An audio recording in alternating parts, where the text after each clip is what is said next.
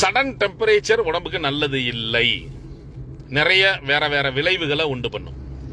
ரத்த ஓட்டத்துல மாற்றத்துல இதுல எல்லாம் பின் விளைவுகள் ஒரு சிலருக்கு ஏற்படுத்த ஆரம்பிச்சிடும். ஸோ சடன் டெம்பரேச்சரை நம்ம மாற்றக்கூடாது. படிப்படியா மாத்துறதுக்கு உரிய சூழ்நிலையை ஏற்படுத்திக்கிறணும்.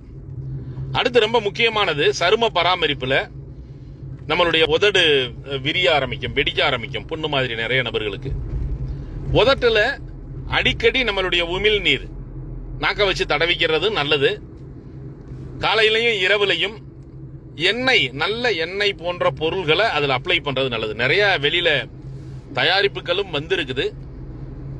இல்ல அது ஆர்டிபிஷியலா இருக்குது வேண்டாம் நினைச்சோம்னா இயற்கை முறையில் கிடைச்ச பொருள்களை, பசு வெண்ணெய் அல்லது நல்லெண்ணெய், இந்த மாதிரி பொருள்களை லைட்டா நம்ம அப்ளை பண்ணிக்கலாம். சும்மா லேசா ஈரப்பதம் இருக்கிற மாதிரி வச்சுக்கலாம். உதடு வெடிக்கிறது தவிர்க்கப்படும்.